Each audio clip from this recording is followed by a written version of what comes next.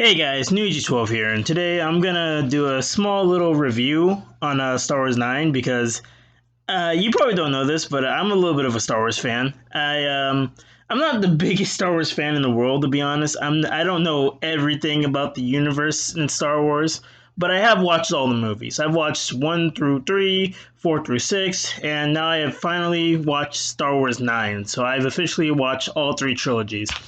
And this is just going to be an honest thing. I've never really reviewed any of the other Star Wars movies, so I don't have any other mayhaps to say. But just a quick sum up of the other two movies from this trilogy.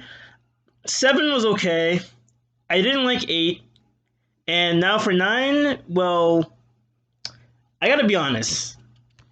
As odd as 9 was, it was actually my favorite in the trilogy. Now, there's some people that are like, "Oh, 9 was terrible. 9 was absolute garbage. It didn't really wrap up the story that well."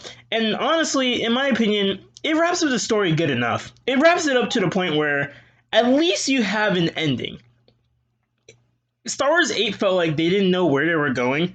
It felt like they had no idea what they wanted to do with the story, but at least Star Wars 9 kind of answers some of those questions and doesn't leave it just lying there for some random idiot to just pick up, you know? So I was happy about that.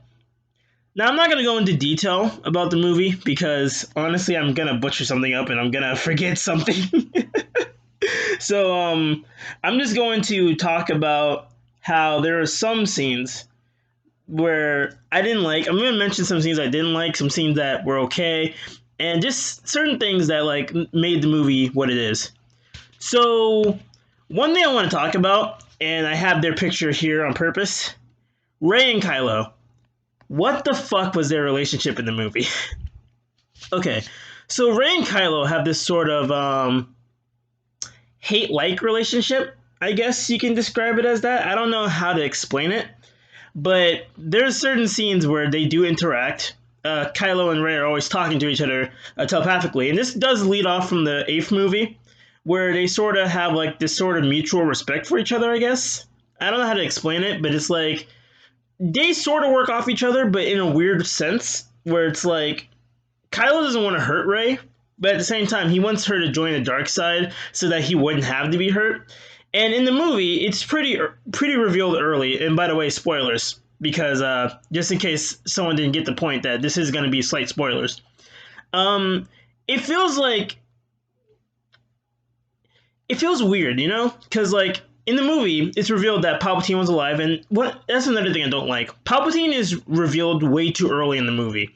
That should have been saved for the middle of the movie, maybe the third act. I don't know, but it's revealed way too early in the movie that Palpatine is alive. He's returned, you know? And I know people got that from the trailer and all that stuff, but my thing is, no. You shouldn't have put it early in the movie. I know it's in the trailers. I know you put it in the trailers. You put his laugh. You show some scenes where he's slightly there, but he was just shown way too early in the movie. We find out that Kylo doesn't want Rey to die because, in my opinion, Palpatine's plan made no sense. Palpatine wanted Rey to kill her so he can go into her body, but if she didn't kill him, he would have survived and killed her and made the Empire again. It all made no sense. It was weird. So freaking Kylo's trying to get Rey to join the dark side so she wouldn't have to die, and I'm like, yeah, suddenly Kylo cares about Rey a little too much, and you know where this is going. Near the end of the movie, it does end up being the fact that Rey, I guess, dies. I don't know how to explain it. It's honestly, in my opinion, it's a weird scene because Palpatine is shooting her with the Force lightning, and Rey has Luke's lightsaber, and then she picks up. Oh yeah, another spoiler. Leia has a lightsaber too, which thanks, I guess. I mean, it was weird because it's like Star Wars 8 randomly introduced the fact that Leia had the Force, which not a bad idea. Not a bad idea at all to introduce Leia having the Force. But it was weird because now we know that Leia had a lightsaber that she never used, and she trained with Luke to become a Jedi but never did. It was weird because it's like this is stuff that you could have filled in 8. but you didn't. It feels like last minute stuff they had from 8, and they were like, oh shit, we forgot to include it in the movie. Let's just throw it in 9. And it's not a bad thing. It's just weird, you know? It's just weirdly written. So she uses Luke and Leia's lightsaber to reflect Palpatine's lightning, which I honestly found kind of stupid because I was like, Palpatine, why the fuck are you still shooting lightning out your hand? She's killing you with your own power, and you're still shooting lightning. He's just like, ha, lightning powers. And Rey's like, oh yeah? Well, I have the power of 2 lightsabers. 2 lightsabers? Oh no! And he just fucking dies. He gets disintegrated, I guess. And it's kind of weird because then you're like, wait, if he was able to bring himself back to life, how come what's stopping him from coming back again? So Rey dies, I guess, because of how much power she had to use to block the lightning force. I don't know. That's not explained too well. And Rey dies. So Kylo, he was just thrown off a cliff like a few minutes earlier. He gets up and he's like, oh no, Rey. He doesn't actually say that, but he's like limping towards Rey. And there's this moment where he holds Rey and he uses I think he's using the Force to heal her in a sense and give her life force. And then they have this moment where they just stare at each other and then they kiss. And it's like, so let me get this straight. There is not really a big build-up to a relationship here. And now they're kissing because, oh, he saved Rey. That's okay. All right. It's not a completely bad thing, I guess, because they do have a form of a relationship. It just doesn't seem like one that would end up being a love relationship, you know? And it was weird. It was kind of weird. It felt kind of rushed, too, which is another thing I have for this movie. A lot of this movie feels sort of rushed. Not in a bad sense where, like, you know, it doesn't feel like the whole entire movie is trying to pace stuff like, come on, we got to get to the plot. That's mostly the beginning of the movie, to be honest.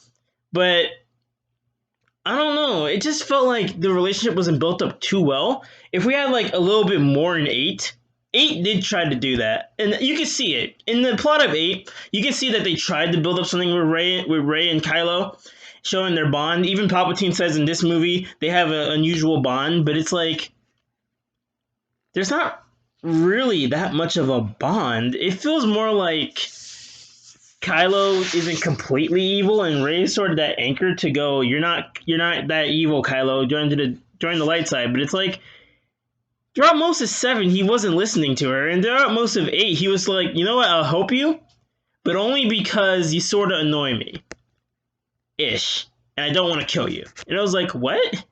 Okay, cool. So they kiss. Kylo dies. And I bet you're like, oh, is that why it's called Rise of Skywalker? Because Kylo became good at the end? Nope! Let me tell you something. This scene kind of pissed me off because it was such bullshit. And yeah, I get it. Rey's the new Jedi. She's starting a new order or some shit. But why the fuck, at the end of the movie, it's like, I get it's supposed to be metaphorical, and that she's a Palpatine. So it's sort of metaphorical to how she's not going with her grandfather's sort of evil.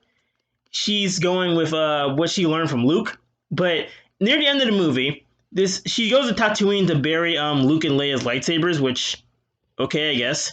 That's a nice scene, but it's like, I don't know. It feels like, is it weird for me to say that that's weird? Because it's like, I understand that it was to honor them, but when did Luke tell her that he lived in Tatooine? And even if he did, when did he say he lived in that exact area?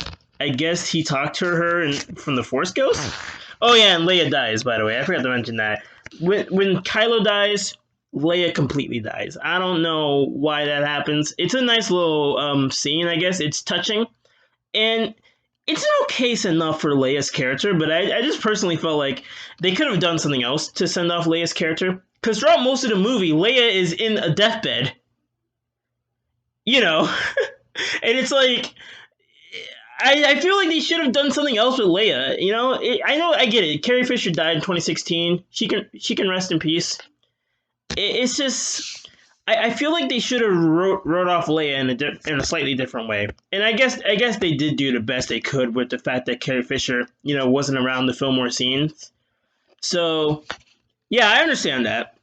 But anyways, Rey goes to bury their lightsabers in Tatooine at the Luke's old farmhouse when he was before he was a Jedi. And this random woman, I don't think she's from any other movie or anything. I don't remember her. She shows up and she goes, "Who are you?" And then Rey goes, "My name is Rey." And then she goes, "Rey who?" And then Rey thinks about it for a second, and you're like, okay, so is she gonna accept that she's a Palpatine? Are they just gonna leave it to interpretation and not say anything, or what? And then she says, "Rey Skywalker." Now, the reason why that makes me sort of mad is because Rise of Skywalker wasn't about an actual Skywalker. Look, it's just that when I first heard the title Rise of Skywalker, my hopes were, oh, maybe Ben does some kind of great sacrifice at the end, and that's his rise, like he rises. And no, it's Rey rising. Rey's the one that's rising.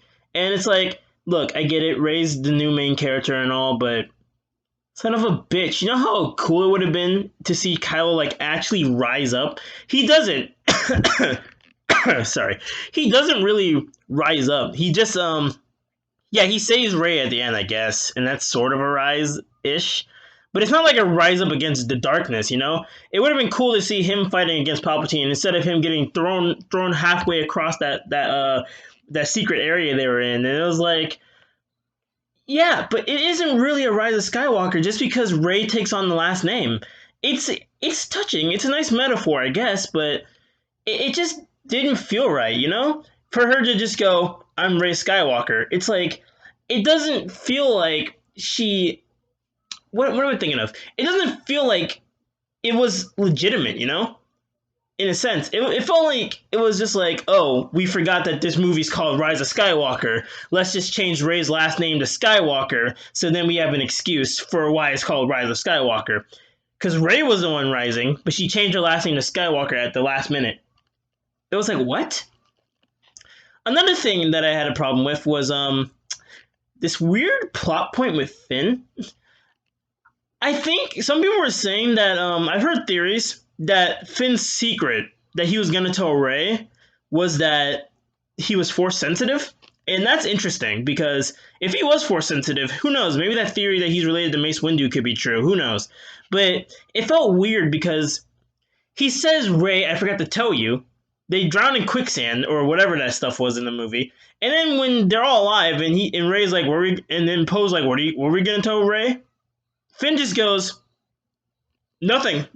I wasn't gonna say anything." And I'm like, okay, so are they gonna talk about it later in the movie? No. They just completely forget about it.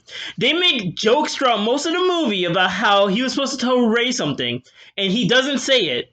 And they don't have him saying what he was gonna tell Rey. Ever.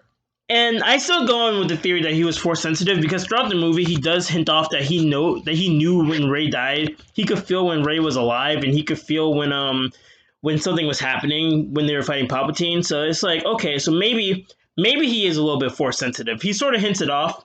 But my thing is, what was the point of them constantly going, "Hey, you were gonna tell Rey something. What was it? Oh, nothing." And then just not having Finn say it to Rey. It made no sense. I was like, maybe they're going to save it to the end, maybe to the middle, third act. Nope. And it's just weird. It's just awkward, you know? There's also this plot point. Oh, yeah, by the way, this movie has a lot of plot points, by the way. There's also this plot point where C-3PO has to translate this dagger, which is a Sith dagger, which is written in Sith language. They're using it to try to find out where Palpatine is, but apparently, if you translate Sith language, his mind gets wiped. And at first, it's like, oh... So, okay, I get it. He's going to lose his memories, and maybe they'll lose C-3PO forever. Maybe it'll just end up being like a really sad moment in the movie. And yeah, that makes sense. It makes sense why they advertise like that in the trailers. You know, when he says, "I'm taking one last look at my friends." And it's like, I get it. You know, that makes sense. But then They pull the biggest fucking middle finger and just go, oh, R2-D2 just restored his memories. Easy as that. I'm not even kidding. Him losing his memories isn't even anything that impactful because it's mostly a joke throughout most of the movie. He loses his memories, and then it's like, oh no, C-3PO lost his memories. Oh, I'm so sad. And then he just makes jokes about how he doesn't know anyone. Yeah, it's just one of those. It's like one of those cartoons where he just goes like, I'm sorry, who are you? I have no idea who you are. And it's like, you could have done something with that. You could have done something with C-3PO forgetting everything. You could have either kept it that way and made it an actual sacrifice just so they could know the information, but then you fix it. You fix it and have R2-D2. You know, you have R2-D2 just, here's your memories back, and it's like, I get it. You're too afraid to kill off C-3PO because he's one of the originals, but yeah, no. Anyways, there's another plot point. You're going to get tired of me saying there's another plot point, but there's another plot point, which is near the end, and it's where you find out that General, what's his name? General Husk? Is that his name? I don't remember. He's a resistance spy, and it's like, oh, okay. He's working with the resistance. Okay. He told them information about Palpatine. Okay. Yeah, they just glance over it. He's dead. They killed him off. Didn't even matter. Oh, well, thanks for telling us that Palpatine's alive. Oh, what? He told you Palpatine was alive? Yeah, pretty much. That's his own character arc. I mean, he kills a stormtrooper. Yeah. Okay. And, I feel like I'm just talking shit about this movie. I should talk about some of the good points for right now. Because it's not like the movie is completely bad. Now, I made jokes about how shit it is, but it's not actually really shitty. It's a good movie. It's good enough. It's a perfect ending for the end of this trilogy. And even though it's not perfect, it's not that good. It's better than 8, and I'll take that. I'll take that it's better than 8. Another thing that I really like is the dynamic between Rey and Luke was pretty interesting. Her near the end of the movie, she kind of almost gives up because, oh, I'm related to Palpatine. How can I live with this? How can I be a Jedi if I have like this evil heritage? Which, okay, I know I said I was gonna stop saying negative things, but that's another thing I didn't like. There's basically said that Rey's so powerful because she's related to Palpatine, and it's like, yeah, but Luke wasn't just powerful because he was related to Anakin. He was powerful because he trained, he worked for it all, you know? And I don't know, that's probably just me. But, yeah, so she kind of almost gives up because she's related to Palpatine. She's afraid of giving into her anger and her dark side, which makes sense. It's interesting. Luke comes back as a Force ghost, and it's sort of just like, it's a little forced, I guess. No pun intended. It's a little bit of a forced scene where Luke comes back and Luke admits that he gave in to fear, and I was like, okay, that's kind of weird.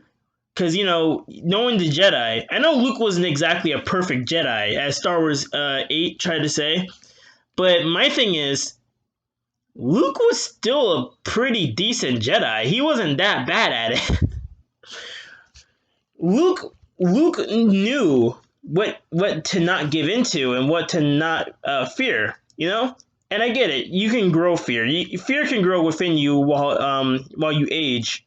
Things can change, but it felt like they just needed an explanation for what happened in Star Wars 8, which is okay. You explained it, which is I'm okay with that. It's just that I don't know about how you did it. So yeah, they have an interesting dynamic in the movie where it's sort of like a mentor student thing, and even Leia starts training Rey, and I was like, well, at least Rey's getting some type of training. It's like, I know the first two movies made Rey seem like a Mary Sue, but like this movie at least explains that she had some form of training. Star Wars 8 had that too, but at least in Star Wars 9, they say that she's been training between 8 and 9, and I'm like, okay, I can accept that. It's like, I can accept that. That's a good enough answer for how she's a little bit stronger from the last movie. It doesn't explain how she's really powerful in the first place, though. Now, another thing is that let's see, another good thing. Lando was actually really fun to watch. I actually liked having a Lando show up. Lando was a pretty entertaining part of the movie. He worked well with Chewie, and he had some scenes where he talks about his time with Leia, Han, and Luke, and it's interesting. It's really good. I like it. There's a scene where Chewie is presumed dead for like 7 minutes, and then it's revealed that he's not dead, and I'm like, why would you reveal that Chewie's not dead in the first place? And then not just that, but 7 minutes after you presume him dead, it's like Rey and Kylo are fighting over the ship or whatever. She uses the Force. She accidentally rips it apart, and it's like Chewie, and they make it a big deal like Chewie's dead, and then he's not. Oh, he was on a different ship. It felt bullshit. It felt like a little bit of bullshit, but at the same time, it was like, okay, fine, do whatever you want. You already killed Han. I know Han wanted to die, but whatever. And this is me trying to remember some of the stuff that happened in the movie so I can talk about it. Poe has a love interest in this movie, and no, you freaking shippers, it is not Finn. Fuck off. It's this female character. I forgot her name. It starts with a Z. This is why I need to make these reviews the day I watch the movie. Anyways, he gets his love interest, and they actually have a really good relationship, sorta. Even though she's barely on screen, and she shows back up at the end, it is a pretty interesting dynamic, and you can tell they do like each other in a sense. It doesn't feel as forced as Rey and Kylo were. It feels like Rey and Kylo's relationship was sort of forced, only to have a little bit of fan service in there. And if I'm being honest, that's what most of this movie felt like, fan service. Bringing back Lando, Leia dying so that she could, so that she could be with Han and Luke. Sorry. There's this one scene where Palpatine has his hands up, shooting lightning at all the ships, and it's just killing off most of the resistance. It looks like it's all going to go bad. And then Rey is just staring up at the sky for way too fucking long. And she starts hearing voices saying, "Get up, Rey. Rey, you must rise. Rise, Rey." And it's pretty interesting who those voices are, because when you listen to them, you're just like, holy shit, those are past Jedis. It's actually a pretty cool scene. My thing is, fan service as fuck. No, it's not a bad thing. It's not a bad thing. It's actually pretty cool that you hear the voices of the past Jedis. And it's like, that's pretty cool, you know? But then it leads to this weird line where Palpatine basically says, "I'm all the..." Now, this is basically Endgame. I'm sorry, but Disney needs to find a way to not mention the fact that they have Endgame. Because why does it feel like so many of their current movies are referencing Endgame now? Alright? And I'm not even saying that as a joke. I'm saying that to be serious, because not only in this movie does a whole army of their friends show up to fight the bad guys, just like in Endgame, but there's even a line that sounds like the Iron Man line in Endgame.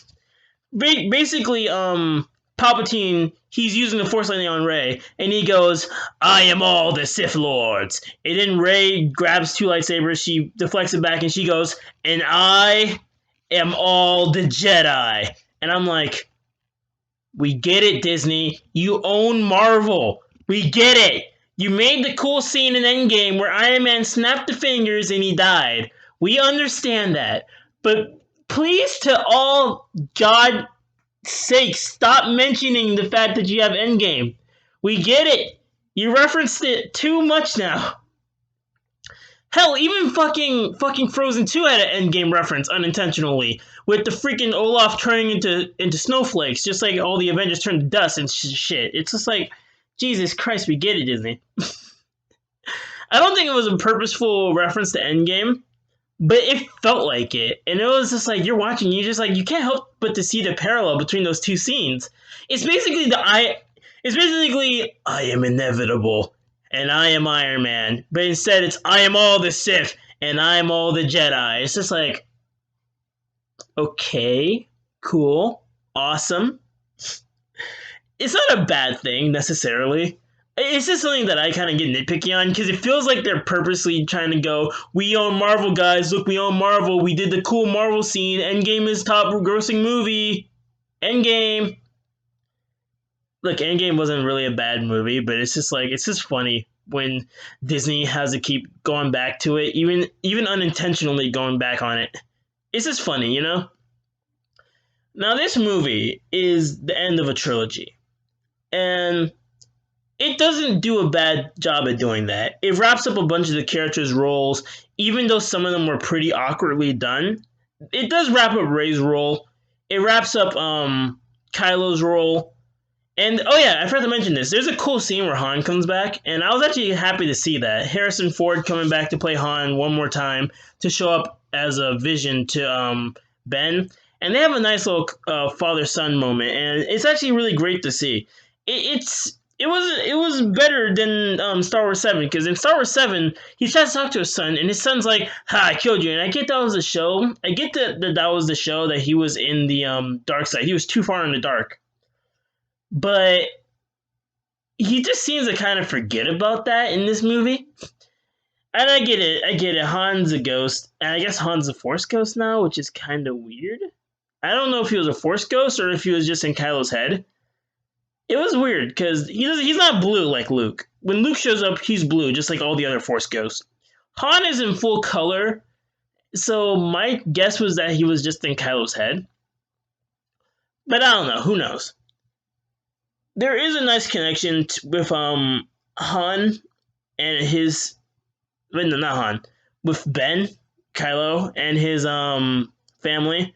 And it does wrap that relationship up, especially when Leia dies at the same time Kylo does. Leia kind of has this one role in the movie, which was basically to give Kylo the sense of, you need to fight against the dark. And they don't verbally talk to each other, but it's pretty interesting how she kind of just gives him a little nod to it with the Force, and it's like, okay, interesting, that's pretty good. It still felt a little awkward, but that's what made it better than 8, because at least the character interactions felt like character interactions. When some characters were talking to each other, you felt like they legitimately were like, you know, knew each other for years and stuff, and it felt more legitimate, you know, than 8 did, because 8 pretty much rushed way more than this movie. This movie tried to get out some of the plots really quick, like Palpatine's alive, bam. Rey's related to Palpatine, bam. They need to fight these Sith Star Destroyers, bam. And it was like, okay, slow down. But 8 had that problem times 10. It was just way too fast, and it was like, you guys need to think about how this movie's gonna turn out instead of trying to get the point across. 8 was a stepping stone for this movie. Let's be honest. And that's probably why 9 is better than 8. In my opinion. In my opinion, 9's better than 8. Even though there's a lot of weird storytelling issues in it, in my opinion. Oh, and may I just mention real quick, the fact that Rey's parents being nobodies was fucking bullshit. Kylo was basically like, oh yeah, your parents were nobodies because they chose to be. And it was like, okay, so what you're telling me is that in the last movie, you're like, oh, your parents were nobodies.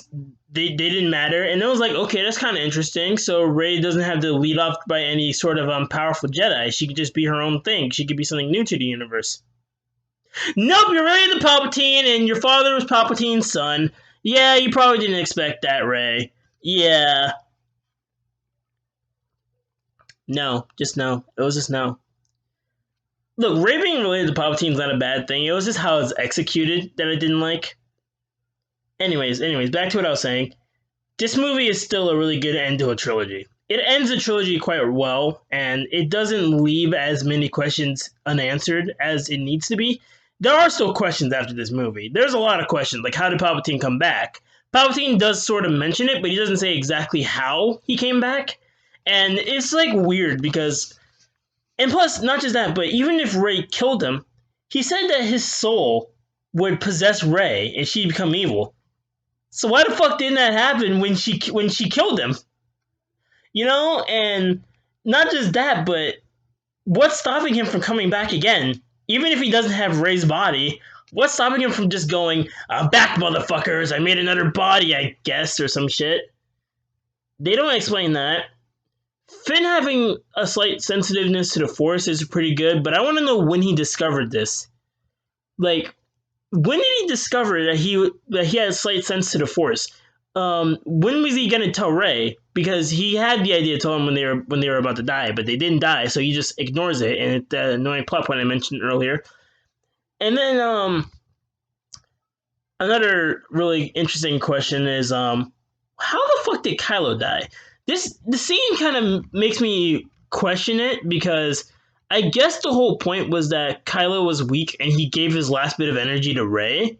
But if he did, how did that give him enough time to not only stare at Rey for like an uncomfortably long time, but then to also kiss her, hold her in his hands, and, you know, to have him just suddenly faint and then vanish?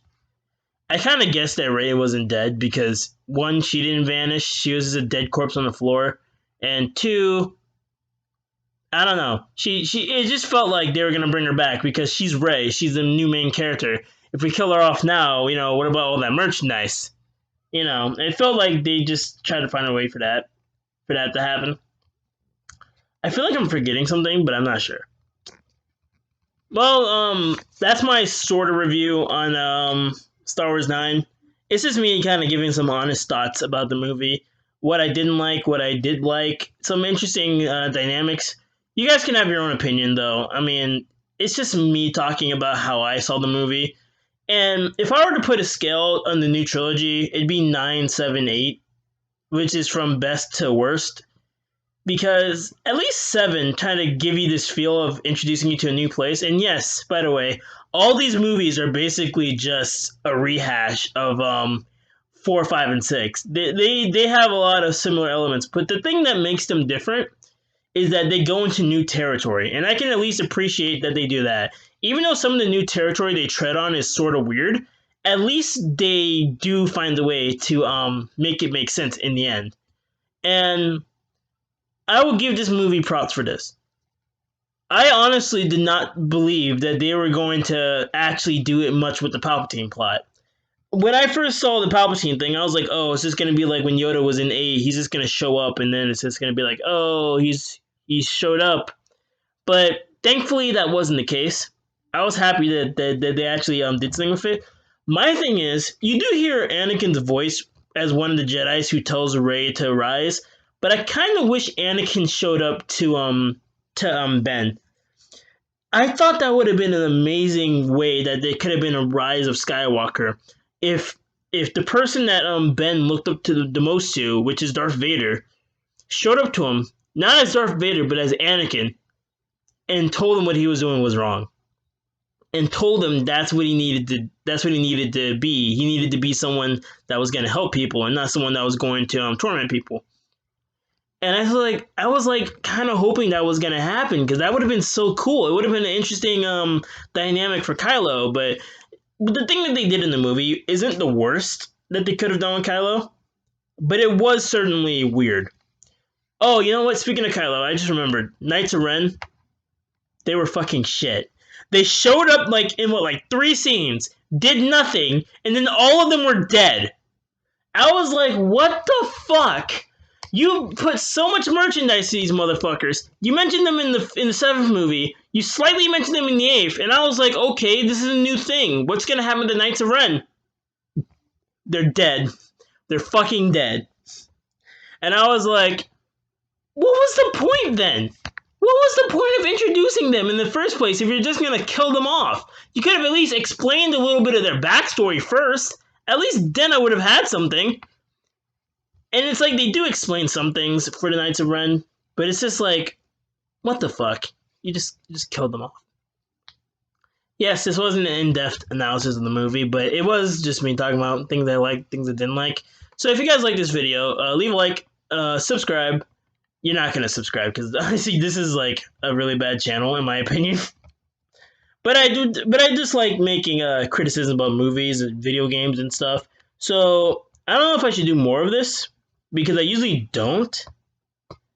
But yeah, these are just mostly opinions. If you guys have something to contradict what I say, be free to do that. I don't really care that much. So, anyways, guys, I'll see you sometime in the future. Because honestly, I'm trying to upload more, but I just have no idea what to post. Maybe I'll do. Maybe my next video will be a movie review. Who knows? Anyway, guys, I'll see ya. Creeper hiss boom. Why do I still do that? I barely remember to do that in most of my videos.